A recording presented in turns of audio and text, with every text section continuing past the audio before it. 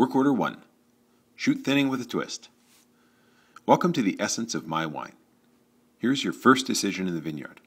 Yes, we've been taking care of the vineyard until now, but it's time to hand it all over to you to begin making your wine.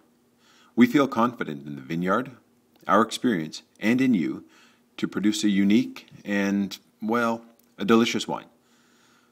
So where do we begin this exciting journey? Naturally, with a little education on what we are facing. We need to find out where your mind is for this year's My Wine. Are you thinking short-term or long-term? Let me explain. As we shoot thin, this is the process of picking the right shoots to carry the grapes for this year and removing the ones that have the wrong orientation. Upgrowth is always positive, and we want to be sure to balance the vine in terms of new growth and the overall health and vigor of the vine. Back to the question at hand. As we shoot thin, we're also considering whether to crop thin now or later. This is where we find out where your mind is. If we crop thin now, we are only concerned about this year's grapes.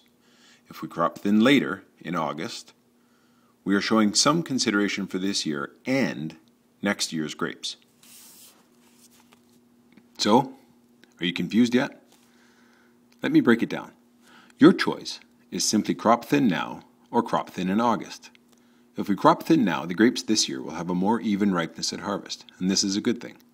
But if we do that, we run the risk of creating bullwood. Here's another term you need to know. Simply put, bullwood is the result of rapid and unchecked growth of canes on a vine. Why would a vine do that? Well, if there's a light crop load while the vine is still in cane growing mode before August and before the grapes start to color, the vine will put too much energy into cane growth, especially if there is plenty of water over the growing season. So moderate droughts would reduce bullwood. So why is bullwood bad? Bullwood, due to its larger diameter, does not harden off well in the fall and is very open to winter damage, hurting next year's crop. The buds for next year, 2011, are being formed right now in the new growing canes. We want those buds to be protected in good cane growth and not in bullwood. We want to reduce our risk. How do you feel? Do you want to crop thin now, risk bullwood and next year's crop, and on the positive side, produce a more even crop for 2010?